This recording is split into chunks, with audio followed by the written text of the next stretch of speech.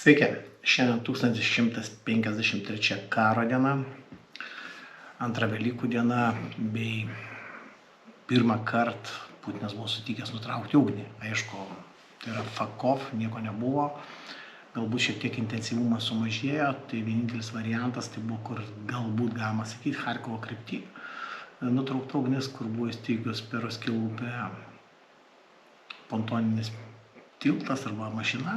Tai va ten tikrai neapšaudė, 10 žmonių atėjo, ten bandė ištraukti, niekas jų neapšaudė, tiesiog įsitraukė ir taip toliau. Tai va, situacija tokia, kad fronte niekas nepasikeitė, aišku, sakysit, ilgą laiką nebuvau, smagu matyti mane, ir man irgi smagu daryti po ilgo laiko, po ilgos pertraukos šitą apžvalgą, nebuvau eteryje 25 dienas, tikrai dirbau sunkiai, realiai pradėdavom pokalbius 1 dienos, baigdom 12 nakties, iki to momento, kai buvo ištrauktas Tomas iš fronto linijos. Negaliu sakyti, kad priešo linijos, fronto linijos, tai yra antroji linija, kaip ir skaitėsi, bet buvo labai sudėtinga situacija. Tai va, pagrindinis darbas buvo padarytas, dėkui, kaip sakant, visiems, kas padėjo. Taip pat norėčiau dabar padėkoti visiems, kas stebit kanalą, spaudžiat like, dalinatės.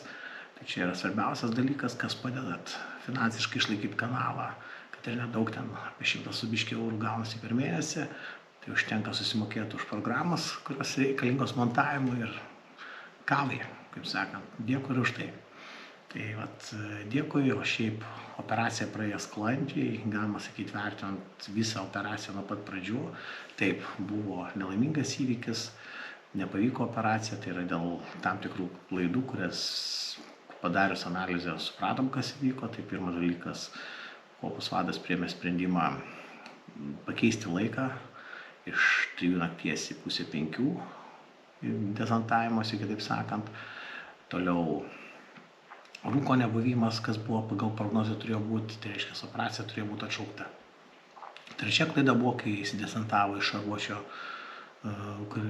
kariai legiono, jie liko vienoje vietoje, atvažiavo Navarą, iš Navaros turėjo išlipti 2 žmonės, bet tuo metu atskrido dronas, kurį blokavo Rebas, krito, aišku, jisai pats detonavo ir šalia detonavo, arba ant minos nukrito, reiškia, tuo pačiu metu išsprogo padėta mina prieštankinė.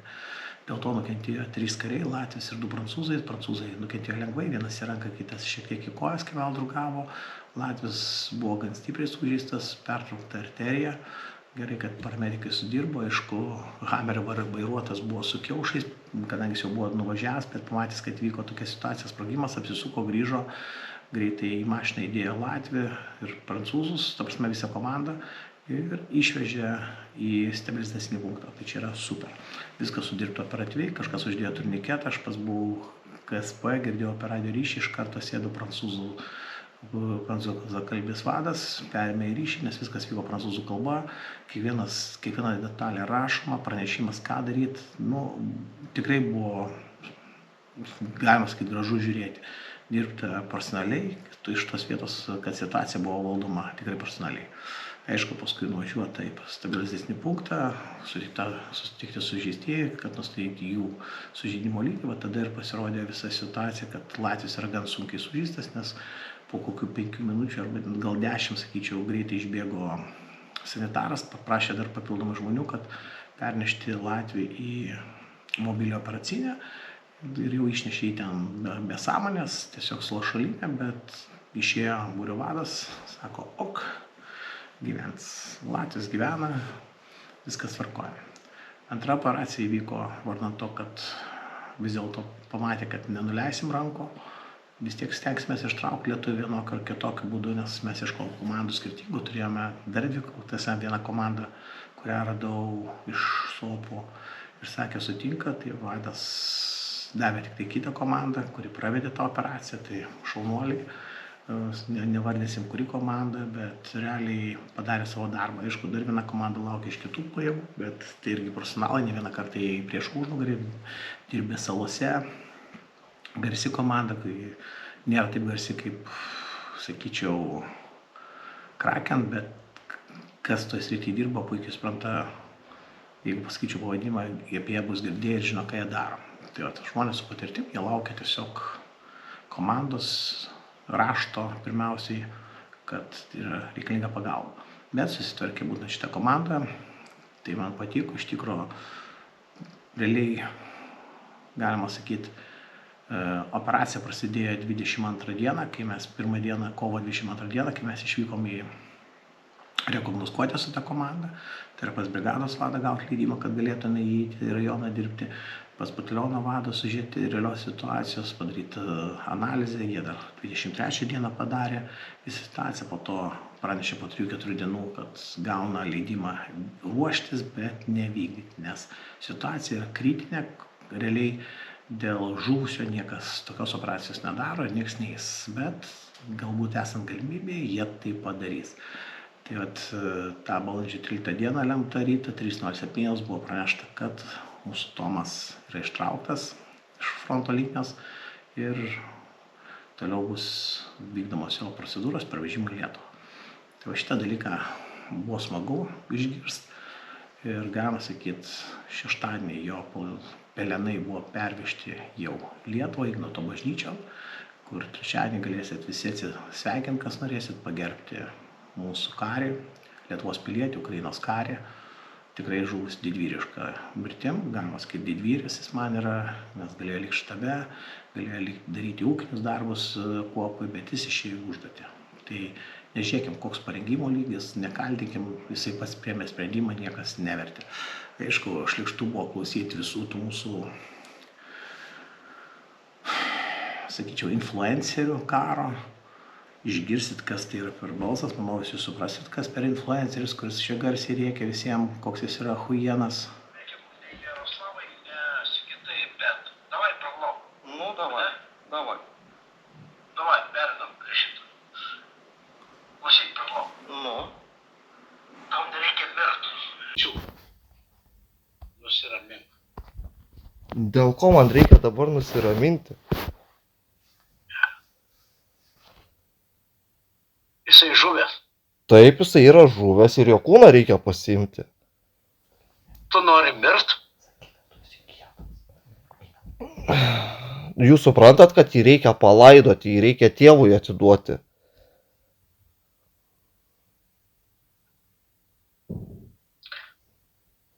Jaroslavai, tu žinai, kad... Gerai, davai kalbėkim ne Jaroslavai, ne Sigitai, bet davai proglau. Nu, davai, Ne? davai. Davai, perinam prie šito. Klausyk, proglau. Nu. Tau nereikia mirt. Tai niekas ir nesirašė mirti, reikia tiesiog jo kūną paimti, niekas apie mirtį nešneka. Jūs žinote situaciją? Brolau, ar tu žinai situaciją rajone? Ne. Ką mes turim padaryti? Ateik. Ką mes turim padaryti? Visi. Tu, aš. Ką mes turim padaryti, kad paimti? Ką mes turime padaryti, tai atvažiuoti ir ateiti ir paimti tą kūną, nes čia yra antra linija. Čia nėra pirmoji linijoje, jisai yra antroji linijoje. Vienintelis dalykas, kuris yra pavojingas, tai FPV dronai, viskas, daugiau nieko. Pasijungiam rėbą, atvažiuojame visi, kaip geri lietuviai kolegos, parodome savo vienybę ir pasiemam tą kūną. Nes mano žmonės nenori eiti, nes jo nepažįsta, jie nėra tautiečiai ir taip toliau. Kodėl mes negalime tokio dalyko padaryti? Transportas yra, hameriai yra. Kodėl tu susisiekei su manim? Nu tai nes pasidalinai apie mano karį, tu sužinojai jos apyvardį, dėl to ir paskambinau tau paklausti, kaip vyras su vyru. Nes tu manai, kad mes galim padaryti kažką. Be abejo. Jeigu jūs galite parašyti Facebook'e, tai manau, kad jūs ir galite kažką padaryti. Daugiau negu Facebook'e parašyti, ar aš klystu? Taip. Dėl ko? Neklysti. Neklysti, tu esi teisus. Nu tai darome kažką tai. Taip. Klausyk. Klausau įdėmiai. Aš tau dabar pasakysiu taip. Viskas, ko mums labiausiai reikia, blėt, kad tu dar užlinktum.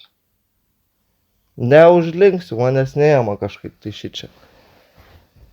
Klausyk, žmogau. Tai va, dabar, davai susitarėm. Nu, Nes, klausimas, tu manim tiki ar netiki? aš tikiu žmogaus darbais, o ne žodžiais. Darbais. Gyvačių sala, Sigitas Maliauskas, ane? Taip, Tiki? tikiu. Tiki. Gerai. Tai mano prašymas. Prašau tavęs. Nelysti. Gerai? Gerai. Gerai. O jų... Tada Nu, prašau tavęs informacijos, kur tu esi. Tada aš pasakysiu kodėl. Aš ten turiu kažkokius karinius dalinius. man nedalinių reikia, man reikia, blėt, kūną paimti. Tai aš tau dar kartą sakau. Man duok tašką. Kur? Aš atsiųsiu kariuomenę. Nu tai atsiųskite kariuomenę, blėt, į Kupenską tiesiog. Ir duokite kontaktą, blėt, Aš susiskambinsiu. atsiųsiu su tankais, su šarvuočiais ir jį paims. Zajabys. Jeigu gali tai padaryti, blėt, davai padaryk. Aš tau sakau, ką padarysiu. Tu man pasakyk, kur. Gerai, aš Šarvuočius ir artileriją. Gerai. Bazaras? Be to, prižadėk tu, kad tu nelysi. Gerai? Nelysiu, jeigu tu duodi man tankus, artileriją, viską, aš tikrai nelysiu, nes viską padarys technika. Tai aš tau sakau, kaip aš dirbu.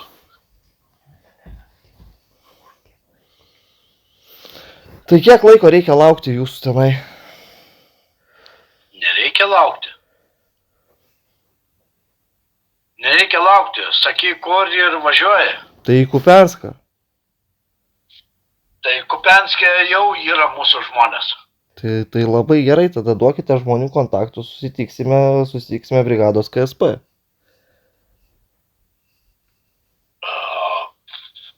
Taip. Tai dabar ką reikia padaryti? Duot kontaktus.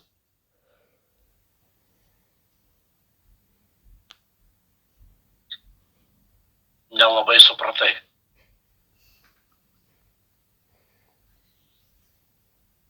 Tu sakai, man duok kontaktus. Nu tai taip, taigi tu sakei, kad... Tau sakau, Taigi, Sigitai, ką kur tik... yra žmogus ir jį išveš.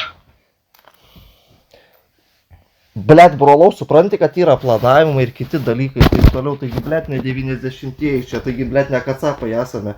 Kaip, blet, tie tankai važiuos į rajoną, kaip jie nežino, kur minos yra padėtos ir kitas šūdas ir taip toliau. Taigi, blet, ir rebo reikia ir kito dalyko. Nu, jopt faimat. Klausyk, tu nesakyk man, kad čia reba ir dar kažkas, tai ne, tu man sakyk, kur yra, kur atvažiuot pas tave. Pas tave atvažiuot, kur atvažiuot. Klausyk, aš tau dar kartą aiškinu, aš tau atsiųsiu tankus. Gerai, žiūrėk, Kokios mašinas, ble. Žiūrėk, dabar aš tau duosiu koordinatės tiksliai, kur jo kūnas yra.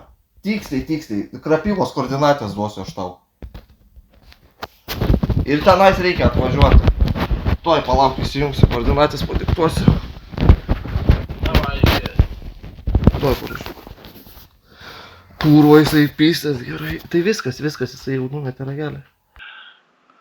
Taip, jis mėgsta daug tokių frazių. Tai vat dabar paklausykite visą įrašą, tai yra apie 7 minutės.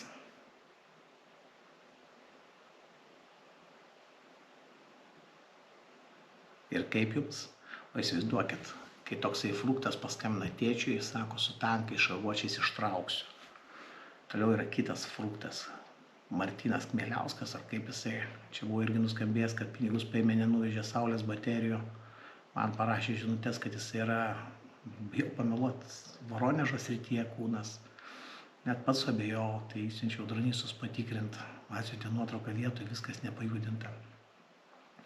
Tai va, turim tokią situaciją. Aišku, daug privėlė tas nesąmonės, kad pirmiausia žurnalistai paskelbė, kad ruošiama operacija, tai pakišo visą operaciją po padidinamuoju stiklu. Aišku, galbūt nesureagavo į tai priešas, nes iš tos situacijos, kaip buvo daroma operacija, jie sureagavo į kitą situaciją. Aišku, tai buvo manevras, dėka kurio galėjo išnešti mūsų kario kūną. Tai va čia yra svarbiausia ir dėkingiausia. Esu dėkingas tai komandai, kuri tai padarė darbą. Veikia tikrai ne 4, ne 6 žmonės, tai veikia tikrai didelis kiekis žmonių buvo pajungtas. Čia, aišku, dabar yra mūsų vyriausybės jau, kaip sakykime, atstovų darbas atsidėkotai komandai. Manau, kad 13-ukas mūsų Afganistano su tuo, kas buvo tenai, galima sakyti, netgi ilsisi. Sorry, vyrai, taip yra, bet jie padarė savo darbą, nes jie padarė pilną kovinę operaciją. Su manevru nukreipė dėmesį į vieną flangą, pasiėmė ugnį ant savęs, priešas, aišku, metėsi tenai, tada šitie galėjo eiti. Įėjo irgi ne pačiom idealiausiam sąlygom, neatvažiavo, išvažiavo, teko eiti. Ir ne 2-3 km, aš kiek mačiau žemėlapį, ten ir šlaitai buvo, tarsi vietovė buvo nedėkinga pasirinkta įėjimui, bet už tai buvo saugiausias variantas. Šiandien mes turime rezultatą, nei vienas iš jų nenukentėjo, realybėje nukentėjo tarp 5, galbūt buvo iš pradžio 2, kad buvo nukauti priešo kariai, tai aš suprantu, kad šitą komandą evakuacijos gavome informaciją, bet padarius visas išvadas iki 10 karių buvo likviduota. Tai Tomas išėjo su fanfarais, kaip sakant, su artilerijos bausmų pagerbtas pilnumoje. Įėjo mūšį su šūviais, išėjo su šūviais. Tai yra tikrai didvyris. Nors sakau, dar kartą galėjo sėdėti štabe ir nesugalvos, jam buvo pasiūlyta pozicija, nes nebuvo tarnavęs, matys, kad trūksta patirties. Bet tokia situacija, kokia yra, viskas, jisai žuvo kaip didvyris. Trečiadienį su juo bus galima atsisveikinti Švento Ignoto bažnyčioje, o ketvirtadienį privati ceremonija artimųjų rate bus laidos artimųjų kape. Tai tiek apie Tomą. Dar kartą noriu pasakyti dėkui visiems, kas stebit kanalą, laikinat, rašot komentarus, galėsit Vatnikai rašyti. Man jūs patinkat, trolint jūs, matot, storas dėdė. Žandukai pasipūtė, vėl gerai pavalgęs Ukrainai, barščiai, lašiniai, degtinukė. Kai sakant, ten yra ko maitintis, nebadaujam. Ir, kaip sakant, iš tų 100 eurų, kur surenku per Contribui, galima gyventi Ukrainai, žinokit. Važiuokit, vyrai, pavydėkit. Aišku, dėkui, kad remiat per Contribui, tai puikiai padedat apmokėti mokamas programas montavimui, toliau kavai šiek tiek lieka ir to užtenka. Norit, prisidėkit visuomet. Neatsakysiu ne, nes tai, kaip matot, padeda vykdyti ir tam tikrus dalykus.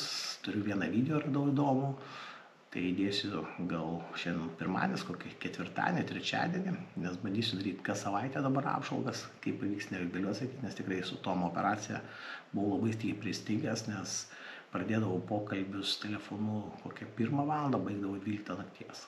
Tai tikrai nebuvo kada jau daryti įrašų, laisvo laiko turi, tik tiesiog peržiūrėti, kas vyksta fronto linijoje, kad nepasimesti ir viskas.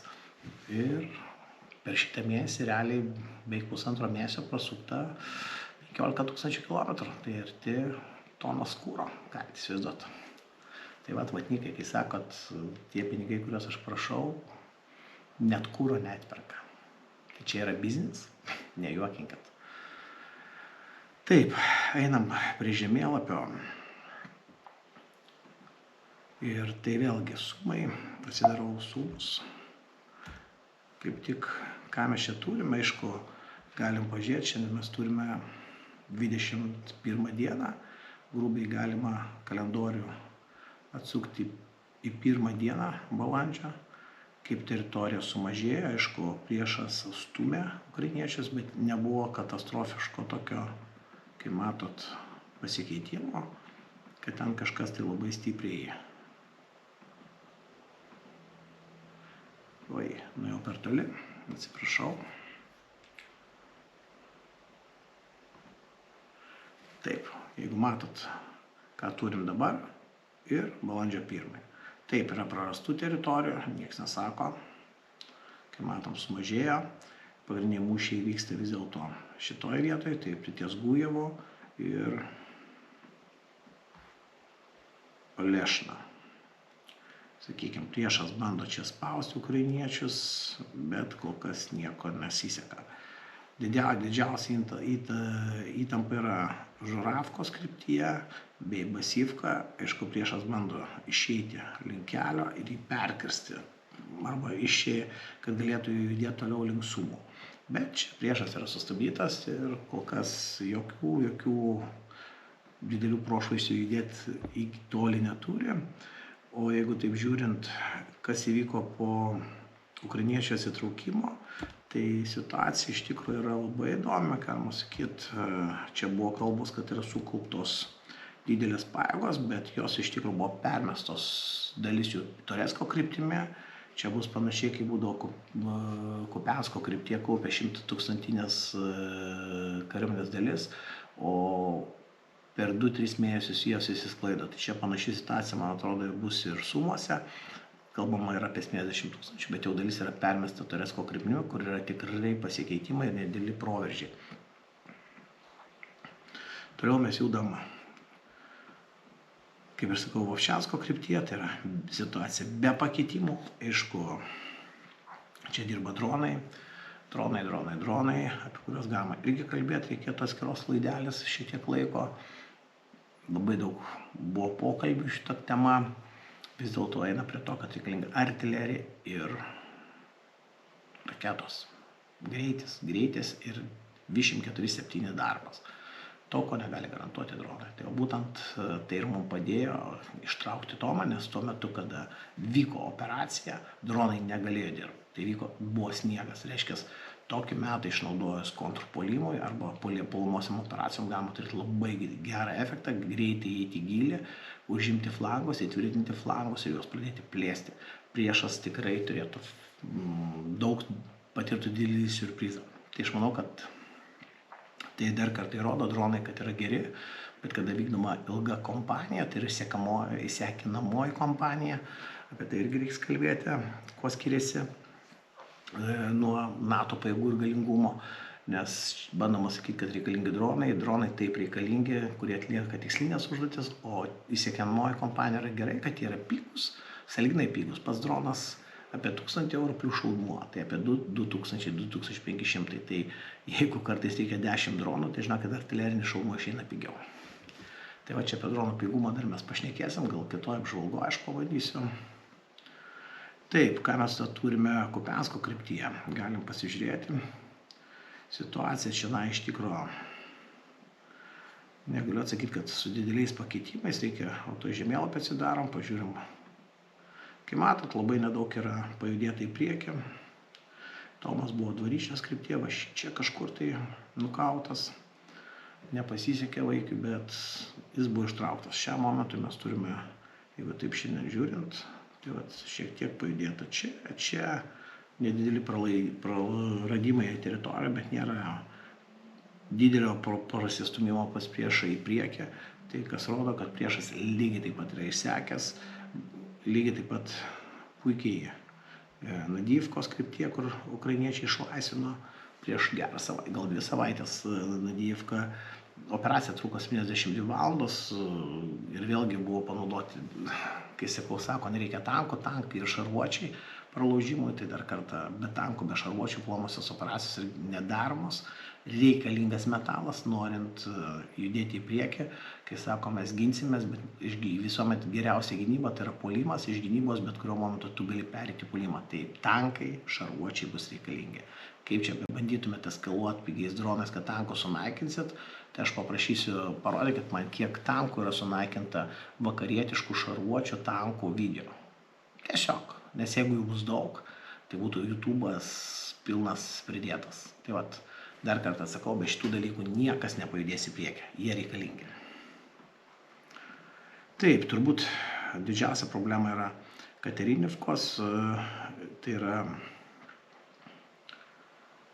Sloviansko kryptim, galima sakyti, judėjimas priešas, nes kad judama Novė ir Katerinivka yra užimta.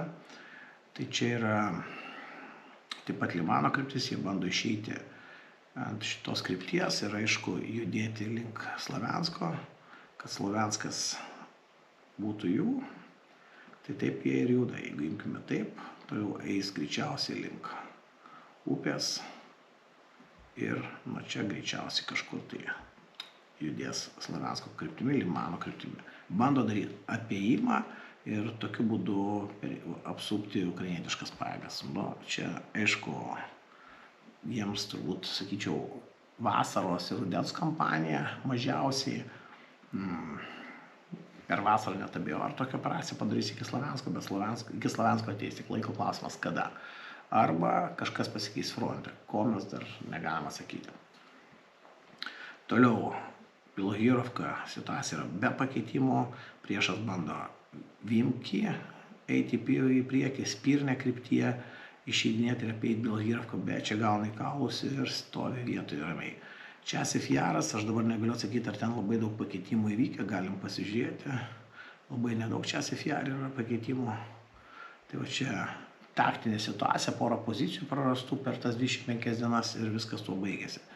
Ką mes turime Toretsko kryptyje, tai čia priešas bando judėti, bet kai matom, biškiai pajudėta yra priekį, Dačnė kryptyje, toliau Suchabalka, per kurią bando eiti link Konstantinovkos, tai atrodytų kryptis tokia.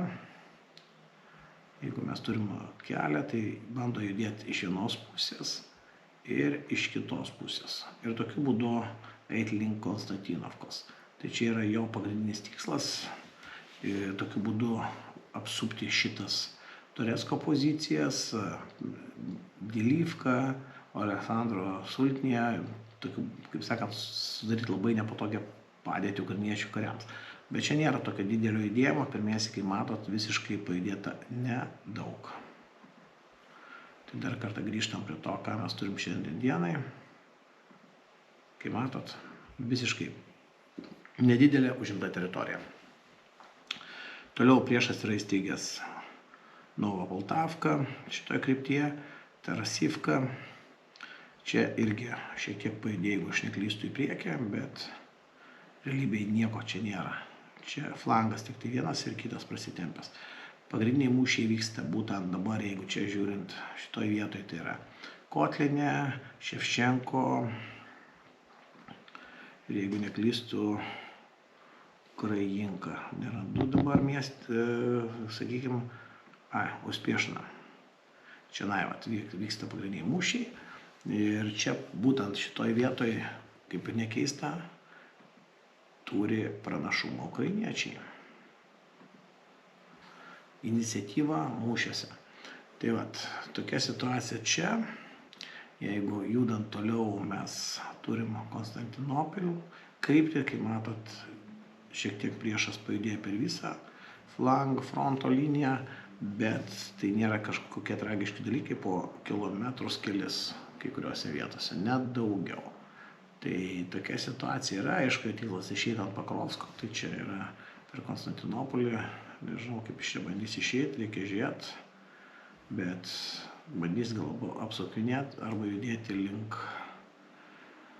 Dniepro Donecko sienos, va čia kaip matot, kur yra punktinės linijos, jų tikslas yra į čia išeiti, Zaporižės tiksliau Dniepro čia, jeigu neklystu. Esmė yra tokia, kad šiai dienai priešas tikrai gerai yra išsekęs, tai vat, tai parodo situaciją, mūšiai vyksta ir Zaporižės kryptyje, tai pagrindė vyksta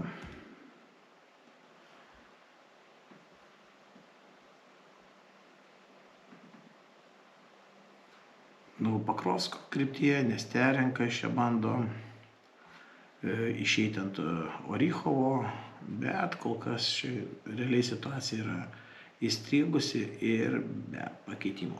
Kaip matot, galima 25 dienas neišeiti eterį ir praktiškai situacija nieko nepasikeitus yra, kad būtų kažkas tragiško. Tai tiesiog trumpai norėjau prabėgti, kas vyksta žemėlapį, rytoj, galbūt ne rytoj, tiksliau savaitės bėgyje bus dar viena apžvalga, kur detaliau aptarsim kiekvieną fronto liniją. Šiandien tiesiog norėjau pasakyti, kad esu gyvas, vatnikai, laikykitės. jums, kaip sakant, būsit mėsa ne mūsų priešo, nes tą priešas ir daro okupuotose teritorijose. Tie, kurie palaikė ždūnį arba laukiai, kurie laukia, juos įma į kariuomenę ir siunčia kaip mėsa į mėsos šturmus. Nežinau, galvokit, dar turit laiko. Kas geriau, ar bloga valstybė tokia, kokia yra, ar būti okupanto mėsa ir pamaloninta kekšė, kaip sakant. Aš daugiau nieko neturiu ką atsakyti. Šiandien biškint jūsų pavariau, bet manau, kad sorry, kitaip neišeis. Nes tikrai, ką matau, jūs kyla čia bandot įrodyti, kad NATO visi kiti yra blogi, jūs esate geri, Rusijos reikia nebijotų su jie dirbti, ne. Tai yra orda, ir kurią reikia naikinti. Kito kelio nėra. Tai mes tai ir darom Ukrainai, dar kartą įrodžiau, kad turim savo galios, kad dėl vieno kario darėm visą operaciją. Tai yra jūsų dėka, ponai. Dar kartą jums dėkui visi, kas remiate, ne tik mane, remiate organizacijas, remiate valstybę, fondus, jų dėka. Tai buvo padėka, kaip pasakė sausumos pajėgų specialių operacijų pajėgų vadas. Tai yra jų dėkingumas mums. Ir tai buvo garbė padėti grąžinti mūsų karį, jų Ukrainos karį, Lietuvos pilietį į mūsų žemę. Tai yra tikrai įvertinta tai, ką mes darom, kai mes padedam ir taip toliau. Tai ką, dar kartą dėkui jums, kad stebit kanalą. Galbūt šiandien tokia silpnoka apžvalga, bet tiesiog norėjau išeiti, šiek tiek pasidalinti savo įspūdžiais, nes pagaliau įsimiegojau, tikrai įsimiegojau, esu jau grįžęs į savo darbinį režimą ir galima judėti toliau. Dar kartą dėkui, spauskit like, prenumeruokit kanalą, jeigu galit, paremkit per Contribui.